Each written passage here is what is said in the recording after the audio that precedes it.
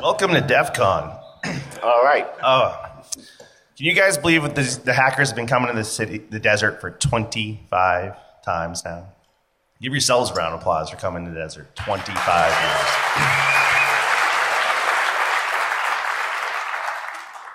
So I believe we're making history here. This is the first time sitting congressmen have been to officially, in an official capacity, as speakers at the largest hacker conference in the world. So that, to me, looks like some progress. We're going to do some introductions in a minute. First things first, we're going to do a little framing to explain why we were able to get these two distinguished public servants to our conference. So we've been coming here 25 years, and we are not necessarily a single tribe, and a lot of the outside world thinks a hacker equals a criminal. And I think over the last few years, we've been turning that tide, and now they understand there's hacking is just a form of power. It's like magic, and we can use it for good, for ill, for any number of purposes. And one of the ways we've been trying to turn that tide is explaining why we do what we do. And we all have different motives. Not everybody in here is the same. But, you know, alliteration works, short lists work. So we have these 5 Ps. We basically say some people are protectors. They want to get stuff fixed. They want to make the world a safer place. Some people are puzzlers. That's why most of us got into this in the first place, right? We want to tinker. We want to take it apart. We want to put it back together. We're curious. Curiosity is our original motivation. Some of us do this because we want to win the white jacket or we want to be famous. We do it for prestige or for pride. And there's nothing wrong with that. It's allowing us to achieve great things. Some of us do this for profit or personal or professional gain, and we make a career out of it. And some of us do this for protest, for or against some ideological cause that we care deeply about, ideally within the bounds of the laws. So whether you're motivated by being a protector, a puzzler, prestige, profit, or protest, you know, we're complicated individuals, but there's a reason you got into this in the first place. And there's a reason you stay in it. So for my part, I want to make the world a safer place. So I'm first and foremost a protector. And luckily over the last several years, we've met several of you that feel the same. But you know, I also like hard problems, so I'm a bit of a puzzler as well.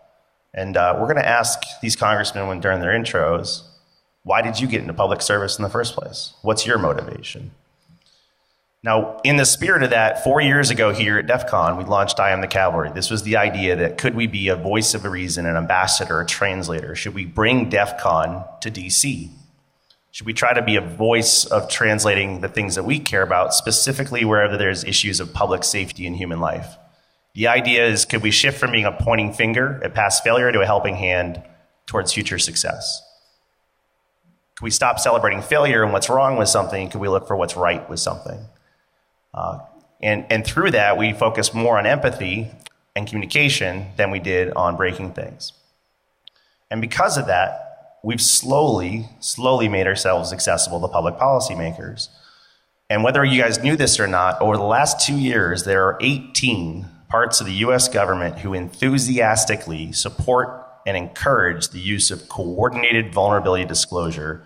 So not only is what you're doing not criminalized in all cases, and we're slowly turning the tide on that with things like the Digital Millennium Copyright Act exemptions, but they also see us as a vital resource and a teammate if done right. One of these 2 gentlemen on stage on the floor of Congress said, "Go hack the Pentagon." So I think we're turning the tide, and this is something I think that's worth a little bit of cheers for yourselves and for others.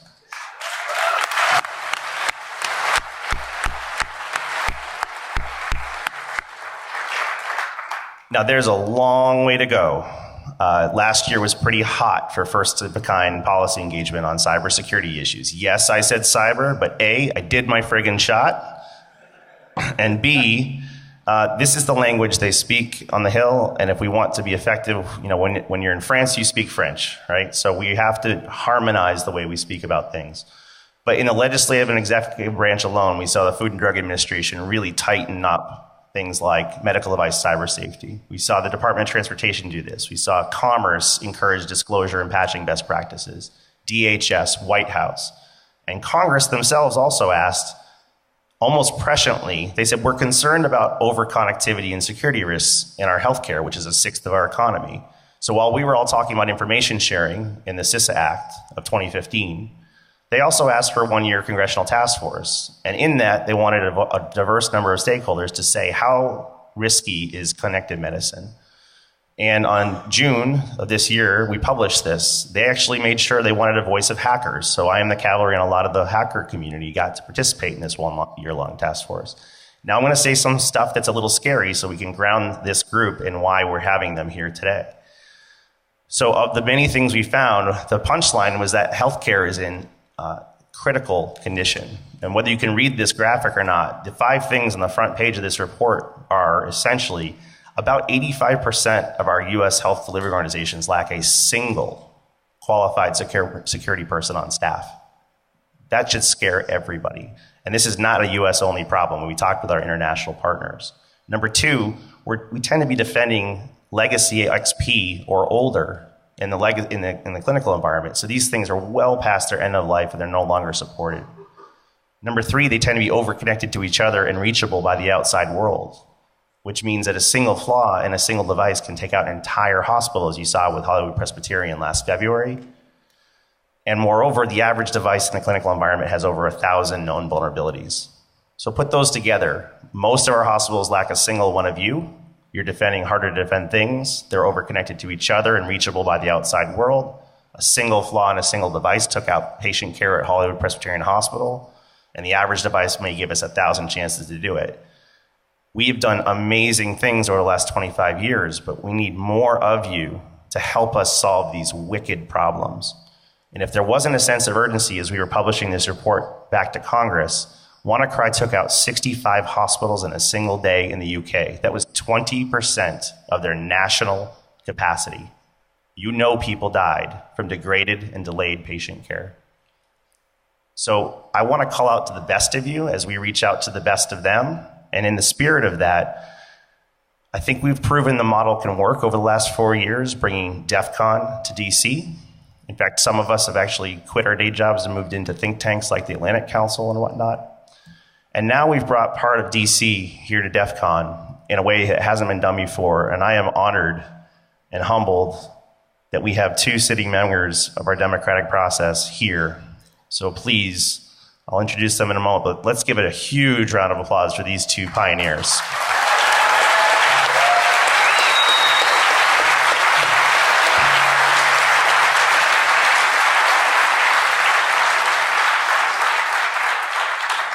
All right, we're going to try to keep an eye on the hashtag if you want to send me your poll answers and whatnot. DEF CON, DC to DEF CON. First, Representative Jim Langevin. He will give his own intro, but I was really excited to work with him as the chair and founder, co-chair of the Cyber Caucus in the House of Representatives.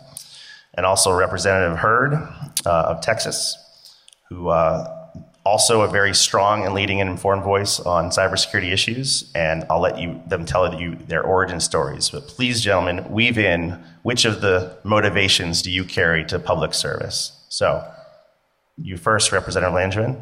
All right. Well, thank you very much, Josh, for the introduction, for the invitation to join you today, and I want to thank both you and DEF CON, and let me also recognize Bo and the Atlantic Council for everything you did to make our visit here possible. And let me just say to the security researchers community, thank you all for what you do. And I know that collaboratively together, we're going to make a difference in this field, and we're going to make the internet much more secure than it is today, and we're going to do it together. So I thank you for that. I know it's a challenging environment for sure, a dynamic one, but I find it really an amazing topic to work on. I am thrilled to be here with my colleague Will Hurd. Will and I serve on the Homeland Security Committee together, and let it be recognized here that I can tell you bipartisanship is not dead on the hill. There are pockets of it that still exist, and guys like Will and I hopefully are helping to set an example and helping to raise the bar so that we can show that by working together, that's how we truly get things done. So it's great to be here with my colleague. So you can clap for that.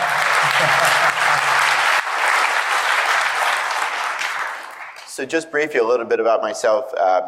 So I am a congressman from the 2nd District in Rhode Island. I'm in my 9th term in Congress, and I sit on both as a senior member of the House Armed Services Committee and a founding member and senior member of the Homeland Security Committee. In all of that work, I specialize in cybersecurity, and the ranking member on the Emerging Threats and Capabilities Subcommittee on Armed Services, and we have primary jurisdiction over NSA and U.S. Cyber Command. And on the Homeland Security Committee, I sit on the subcommittee on cybersecurity and infrastructure protection. But I have to tell you, I kind of fell into this world of being involved in cybersecurity better part of a decade ago, when I was the chairman of the subcommittee on emerging threats, cybersecurity, and science and technology. And originally, I thought we were going to be focusing mainly on the emerging threats part of the responsibility, which was to look at all the most serious threats facing the country, such as chemical, biological, radiological, and nuclear threats to America and our allies. And then one day, my staff director came in to me on the subcommittee and said, "Boss, you've got to get a briefing on this thing called the Aurora threat, discovered by two researchers at Idaho National Labs, where they found a vulnerability into a critical infrastructure through a skater attack, and hence everyone now knows that as the Aurora threat." But I was riveted by the video that showed how a generator operating normally, all of a sudden, because of a malicious code that was remotely inserted, caused this generator to spin up out of control and then basically shake itself apart. And that was just a small example of what could happen to our electric grid and potentially shutting down a whole portion of our country's electric grid if a successful widespread skater attack were ever to be carried out. So that is how my interest in cyber began. And just to close out, from there, we were asked, Mike McCall and I, my co-founder and co-chair of the Cybersecurity Caucus. Mike now chairs the full Homeland Security Committee, but he's been a great, again, bipartisan partner in this effort to enhance our nation's cybersecurity. He and I were asked to be co-chairs of a national commission, the CSIS Commission on Cybersecurity for the 44th presidency, which became the foundational document for President Obama as he charted the nation's cybersecurity blueprint and plan going forward. And then we also, as you know, co-founded the Cybersecurity Caucus. And when we originally started in this field, I have to tell you, we got a lot of funny looks. Mike and I, we felt like kind of lone voices in the wilderness, and people did not understand what we were so worked up about. They get it now. Times have certainly changed, but we still have a lot of work to do. Clearly, the awareness has been raised, but now we've got to continue to work together to close the vulnerabilities. So that is just briefly, probably went on too long, sorry, but that's my introduction to the cybersecurity challenges that the nation faces, and it's a continued work in progress. But I've been really gratified to know that there are people like you in the security research community who are doing important work, discovering vulnerabilities, and I'm hoping that we continue to forge stronger partnerships to help to do something about it when we find those vulnerabilities. And as I said, I know that we're going to be able to do this together. Will's been a great partner in this effort, and I'm pleased to again share the stage with him. But I want to thank you for your invitation, and it's an honor to be with you today. Thank you.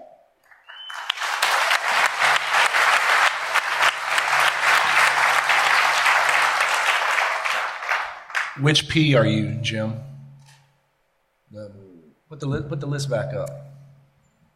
Yep, I'm the one wants to be the one that fixes things. It's definitely not prestige, right? No. Yeah, that's when you have a 9% job approval rating, that's not prestige. Anyways, not us individually back home, obviously, right? But as a body. Yeah. Am I too far away from this? How do we get that echo out? Anyone? Pull it back. This way. Well, again, thanks for having us here. This is my second time to DEF CON, and I always take a lot away from the interactions that we have, especially on the sidelines of many of these events. And I appreciate the Atlantic Council for making this happen and getting us out here to Las Vegas. Let me see a show of hands. How many? If this is your first DEF CON? Okay, wow, a lot of noobs. Yeah, give it up for the newbies. How many's been here over 5 years? Okay, over 10? We got any of the originals? No originals? What, DT ain't here? DT didn't want to come hear our talk? They're all on duty. Yeah. You just came here because you drank too much last night and need someone cold to hang out? Anyone? Okay, I appreciate that. I appreciate the honesty. So I'm from San Antonio, born and raised, and a lot of San Antonians, there you go. And when I was in high school, I had the opportunity to take an internship at the Southwest Research Institute. And I had a female engineer that exposed me. Yeah, female engineers, give it up. Exposed me to robotics, and is the reason that I first got interested in computer science. And I studied it at Texas A&M. And yeah, whoop, Giga Maggies, it's our year. It's our year. Watch out, Alabama. And so also, if you need a Turbo Pascal or Fortran programmer, let me know. I still know a few things. And I had the opportunity when I graduated, I went into the CIA. I was a case officer. I did 2 years in Washington, D.C. at what I used to call the super secret CIA training facility called the Farm. Now it's on Google Maps. And 2 years India, 2 years in Pakistan, 2 years in New York City, a year and a half in Afghanistan, where I managed all of our undercover operations. So I was the dude in the back alleys at 4 o'clock in the morning collecting intelligence on threats to our homeland. And I also had to brief members of Congress. Had I met a guy like Jim, I probably would have stayed in the CIA. I unfortunately had not been exposed to Jim and Mike McCall and Ted Lieu from California, folks that really understand the issues that they're talking about. And so I was frustrated with the caliber of our elected officials, and so I ran for Congress in 2010, and I lost. Why does that always get a laugh? I still don't understand that. I lost a runoff by 700 votes.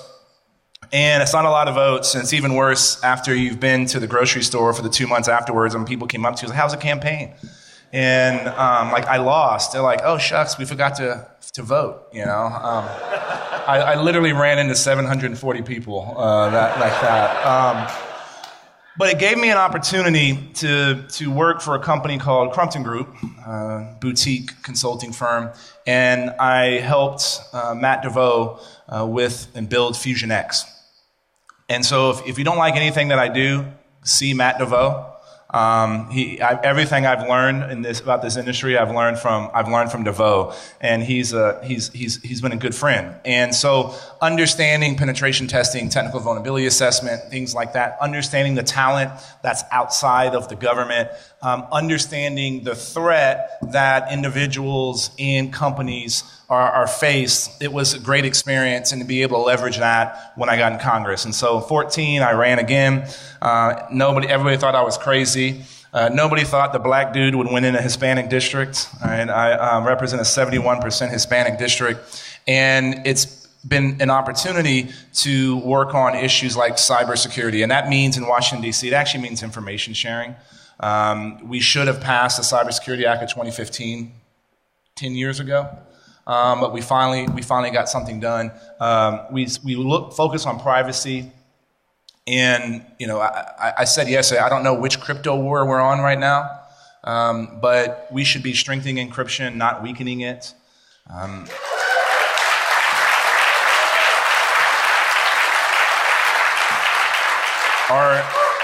our civil liberties are not burdens. They are the things that make our country great.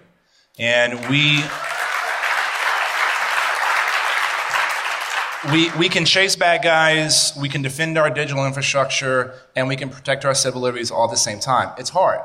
And one of the things that Jim and I have to do when we educate our colleagues is to let them know that, guess what, there's really no such thing as an impenetrable device. Come out to DEF CON if you don't believe us. And so we have to get to a point where we can do security and protect privacy at the same time. And this conversation is going to go back and forth, right? This is always, the topic of backdoors and encryption is always going to be out there, and you're going to have to continue to fight that back, and having the support of folks like y'all is really important to do that. And I will say everybody knows now what OPM stands for. Yeah. Right? As Lindsey Graham says, mucho bad. It's that brought a consciousness to this issue that everybody understands the importance of protecting our digital infrastructure. And our colleagues understand that, but they don't always necessarily understand the nuance. And that's why, we try to educate. That's why having y'all is important. Many of our colleagues think that direct messaging on Twitter is the dark web. It's like, well, no, it's a little more complicated than that. But there's a interest in understanding that topic, and so I always get nervous when someone says, "Oh, I'm an expert on anything," and let alone cybersecurity, especially being in a room with folks like y'all. But coming out here helps, prevent our knowledge base from getting stale. So I appreciate y'all everybody's been super nice to both of us. I think everybody's a little worried that we might have gotten attacked or something when we got here. But it really y'all have welcomed us with open arms, and your willingness to help us understand the big issues and the small issues. And I'm looking forward to talking more about some of those big strategy things that we have to get right before we're able to do some of the small things. So thank you all.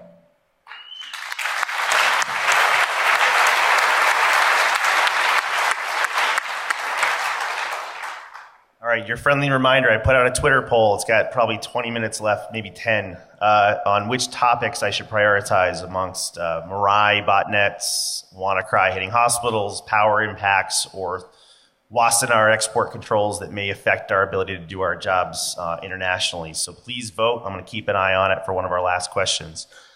So yesterday we had a pretty full lineup. These guys are very robust in their ability to take in information. We had a lot of briefings yesterday. We took them on a walking tour of many of the villages downstairs. We saw auto hacking village, lockpick village, IoT, industrial controls, the voting machine hacking, the kids, Roots hackers. So, I know you're both pretty savvy on cybersecurity, but what really stood out? What was your biggest surprise, and what kind of things might you be able to act upon when you get back to DC if you want to continue this cooperation? The things that I was surprised by is the voting machines, right? And the fact that all 24 got dismantled in less than 6 hours. That is a huge problem.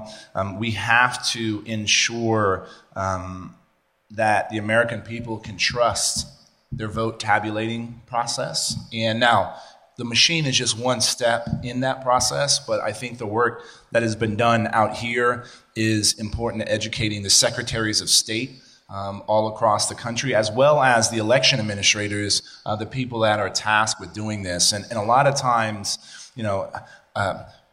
I have a county that's the second least populated county in the United States of America, 95 people in the entire county. I've met 72 of them. And they don't have a cybersecurity professional to help them, manage that process. And so figuring out how the states and these election commissioners election administrators understand the risk and vulnerabilities is important. So that was important. Things that we can take away. I'm interested in doing a hearing on the 5 points. The 5 points when it comes to connected cars. It is an area that I think we have to have a little bit more conversation around, because I want to ensure that we don't create a overly burdensome regulatory environment around some of these issues. And I think connected cars is the subsection of IoT that most members can get their heads around.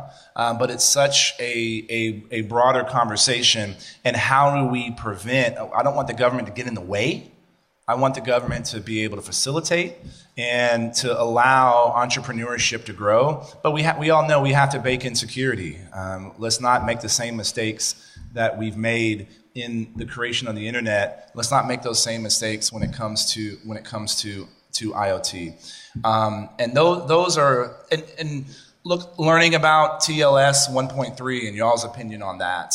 Y'all's opinion on what is the future of quantum computing, and how quickly is that going to get here on some kind of commercial scale, and how do you defend against quantum computing?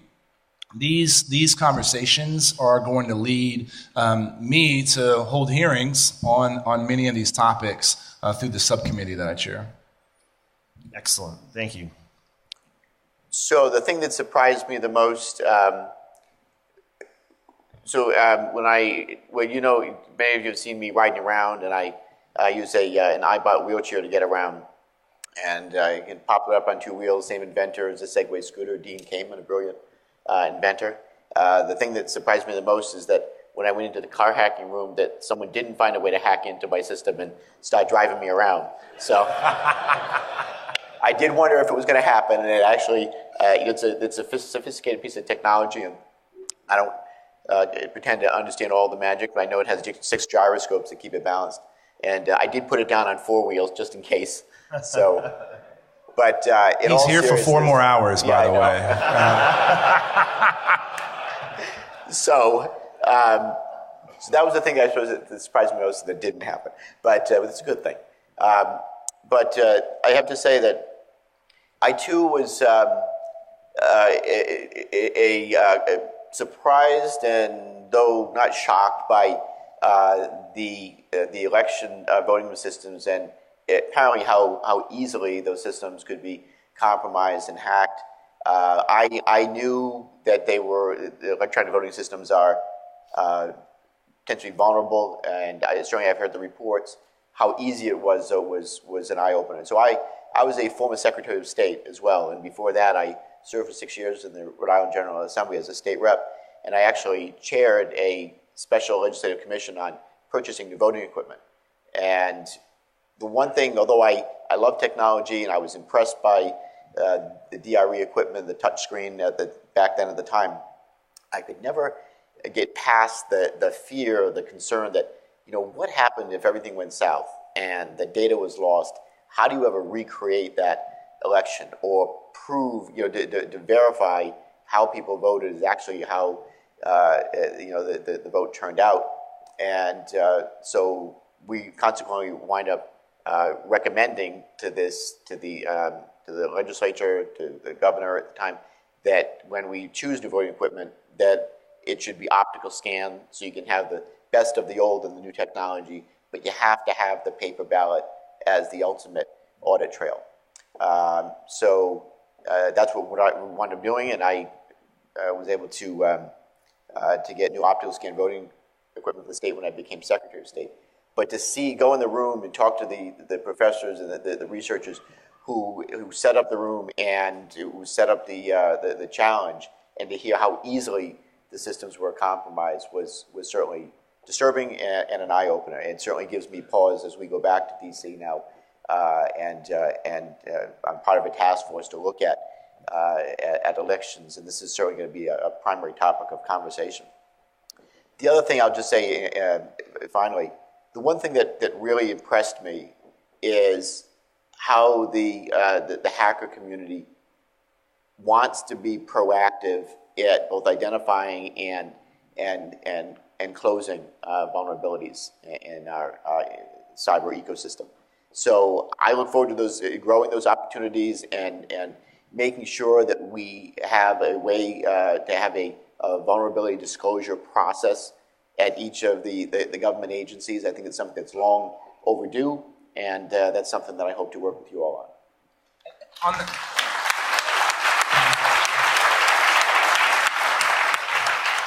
On that last point, Jim, and I want to add, I told this story yesterday. Some reporter asked me, are you out here to get all these hackers civically engaged?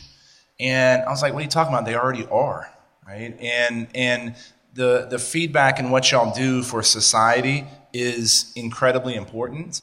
And we got to make sure that we can continue to build upon that relationship. So, I think we want to try to come back as often as we can, and would love to see y'all up in DC as well.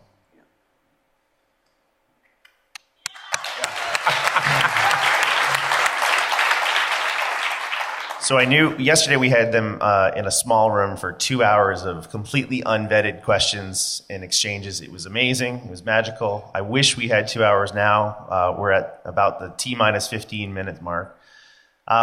Really quickly, what's an example? We want examples of positive and negative or effective proactive or reactive forms of engagement for the hacker community.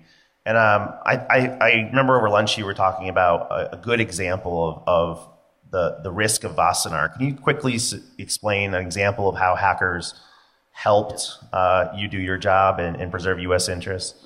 Sure. So this is something that I tackled pretty aggressively with my team once that we became aware of the problem. And again, it was the research community, the tech community that came to me and made us aware of what was, I'm sure done with good intentions, missed the mark. Wassenaar trying to use a Cold War legacy agreement to prevent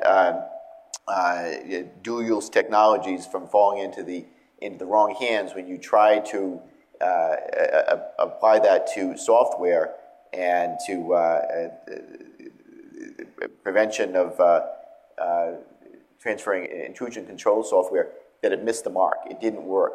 And here you had the Department of Commerce that was charged with promulgating the rules and regulations of how this is going to work.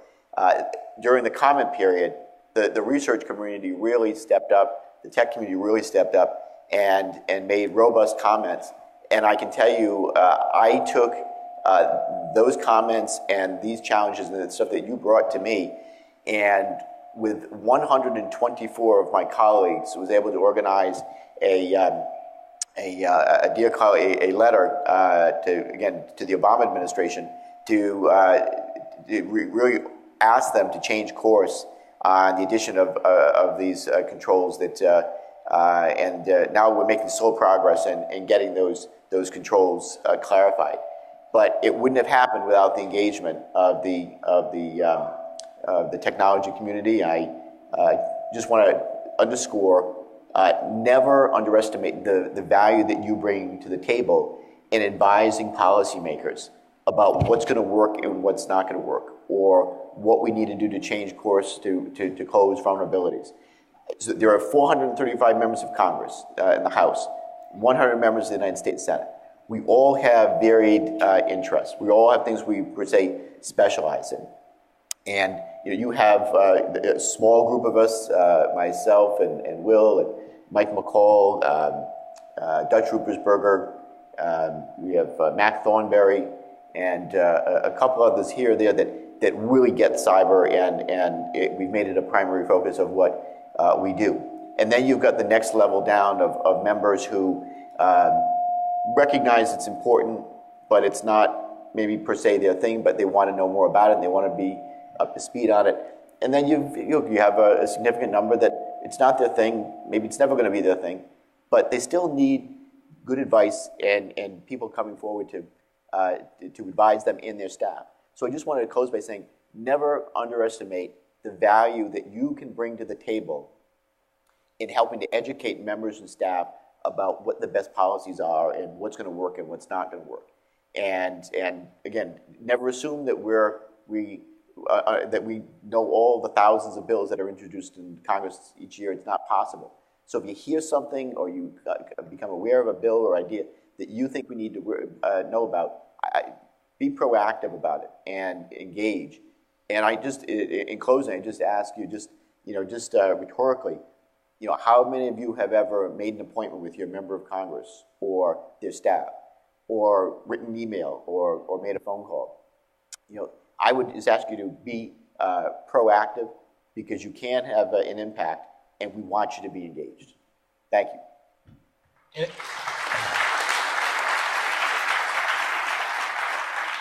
And an important point in that story as well is that the process around this worked.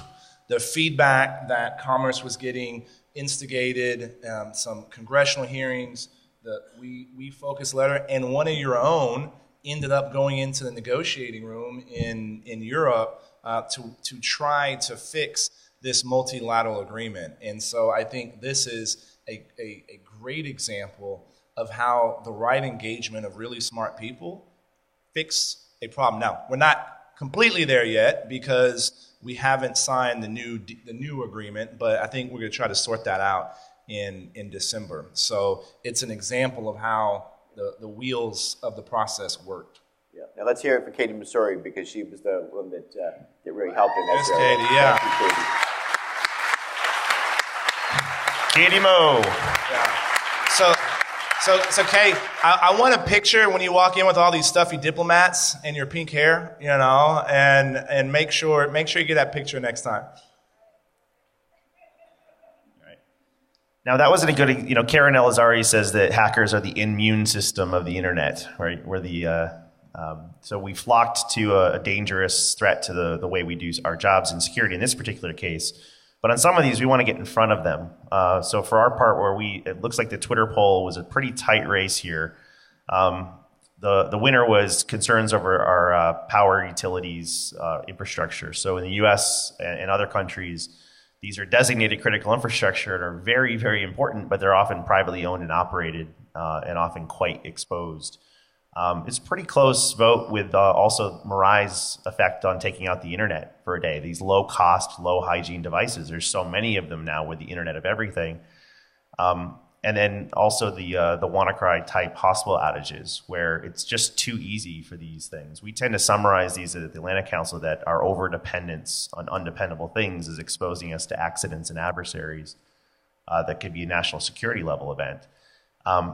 Instead of us flocking to maybe go, stop bad Vasanar, what are the appropriate mechanisms or most effective mechanisms for us to proactively engage with members, with their staffs, with committees? It's a bit of a confusing and nebulous thing for us. If you could give us some succinct advice of where to get started or what's worked to date for us bringing topics so that we don't wait for hospital outages.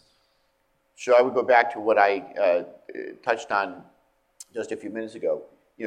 Don't wait till something comes to your attention to start engaging with your members of Congress and their staff. Introduce yourselves ahead of time. Get to know them. Let them get to know you, and develop a rapport. Open up a dialogue, so that you've already established that rapport, that trust, if you will. And so when something comes to your attention that is serious and needs to get their attention right away, you already have a point of contact. You don't have to go searching for who that person is. On many of these issues that you just went through, there is a lack of a proper strategy on how to deal with it. And so let's start with doing something to industrial controls within the utility grid. So was 3 years ago, 2 years ago, this was no longer a philosophical exercise. The Russians did it in the Ukraine. If you look at the UN says there's certain things that are an act of war. It is fooling with somebody's grid. It is an act of war according to the UN. What was the response to the Russians when they did that? Nothing. The sanctions that were put in and the sanctions that we just strengthened in the House this week was not because of that. And so if you don't articulate what a response is going to be to a certain red line, that's a form of deterrent. And so what should an actual response be in that case? And there's all kinds of conversations around it, but there's not an accepted policy at the NSC that would ultimately drive this. Now, folks in Congress, we can be shining light on this and talk through these issues. It's the Homeland Security Committee, which we're on. It's the Oversight and Government Reform Committee, where I chair a subcommittee there. It's Energy and Commerce, and it's also Science and Technology, right? But Homeland and OGR are two of the ones that do the bulk of some of this work.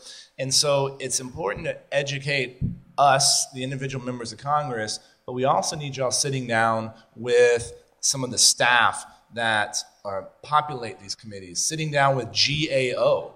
GAO is basically the Inspector General of the entire government, and then every department has IGs as well, but these are the folks that are looking at kind of the holes in policy, the holes in tactics, techniques, and procedures when it comes to defending a digital infrastructure. So that we need to help. We need to be talking about what's the strategy. So then we can start talking about the tactics and how we should be, who should be responding to what. And this is another problem when it comes along with disinformation.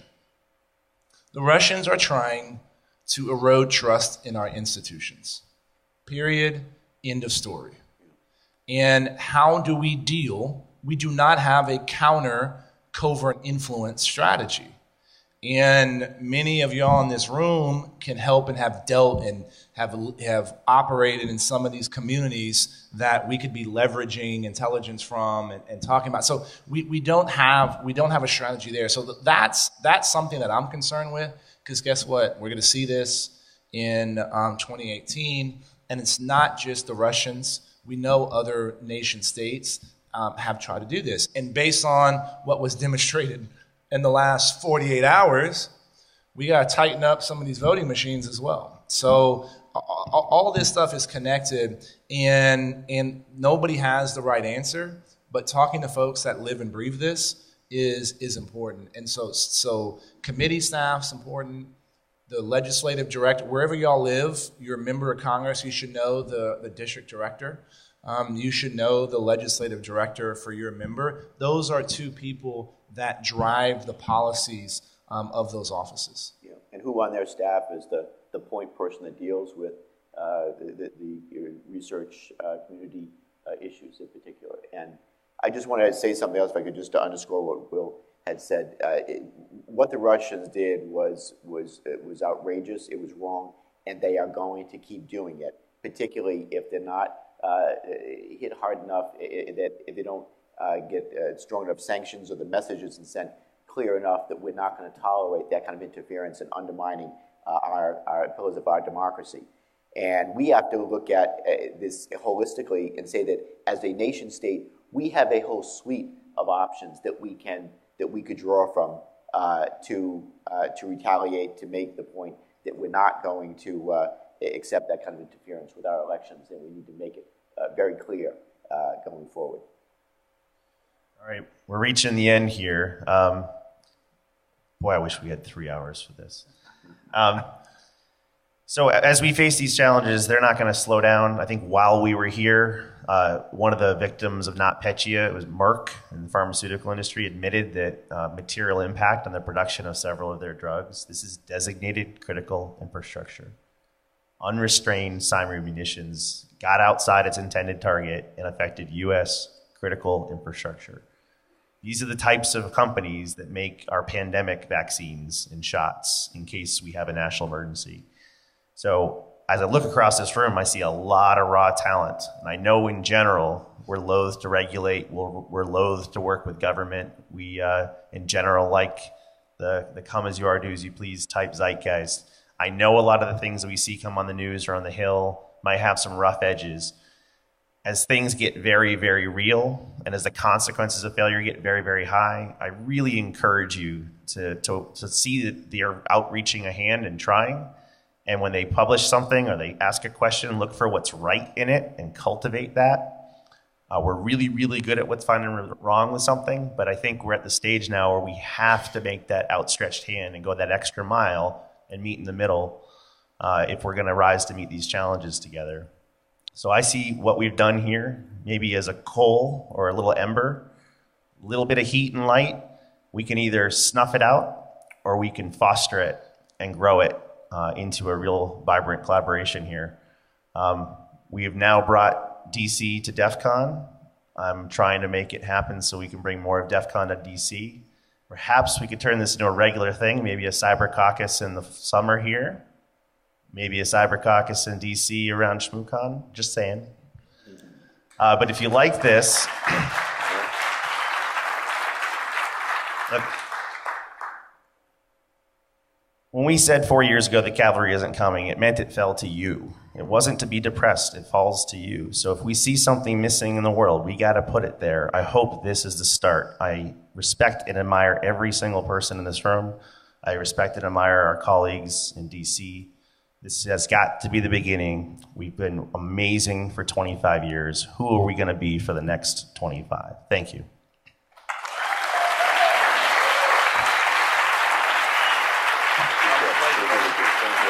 Thank you.